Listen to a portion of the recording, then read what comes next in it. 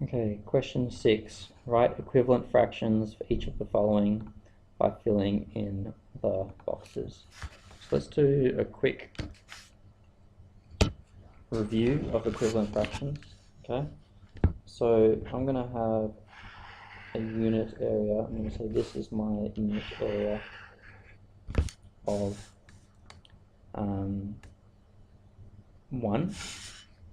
Alright, and I can cut this into equal amounts. Let's say that's a third, that's a third, and that's a third. Alright, now if I copy that exactly down again, then I can cut this unit into more slices. Alright, if I cut this again like this, then how many equal sized slices do I have for equal sized pieces? I have a 9th, a 9th, a 9th, which I see is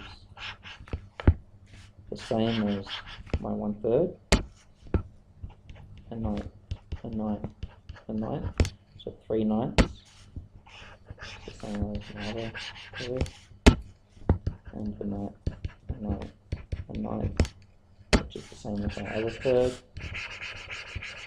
So we see that 3/9 is the same as 1/3.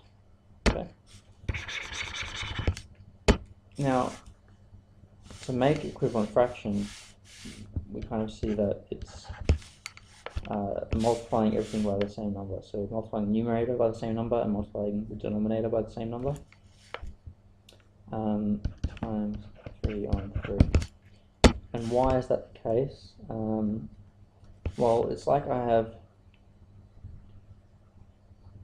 3 groups, okay, 3 times 1, of 9ths. Yeah, I have 3 9ths. I have 3 groups of 1/9, which is the same as 1/3. 1/3 times 3 on 3 gives me an equivalent fraction of 3 on 9. So that was a bit of review. Okay, so to do this question, number 6, key idea is, I need to multiply the denominator by the same amount as the numerator. So if I notice, get from 8 to 16, what do I multiply 8 to get to 16? The answer is 2.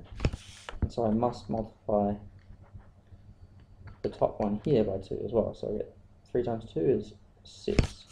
So 6 on 16 is the same as 3/8. And then to get from 8 to this magic number, don't know yet. To go from 3 to 8, I need to multiply by 6. So I also need to multiply this 8 by 6. Okay. And so the answer is 42. 8, 16, 24, 32, 40, 48, sorry, 48. Okay, if you got both those right, you get a mark. Alright, now it's just a mixed number, and it's a little bit more complicated because we need to, write as an improper fraction first. So the first one is 5/4, isn't it? That's equal to 4/4 plus 1/4, and I know that my 4/4 is my 1. 4 divided by 4 is 1, which is this. And I add my other quarter, which is here. So in total I have 5/4, and then I'm doing the same thing. That's the first part really. Change it to an improper fraction, 5/4.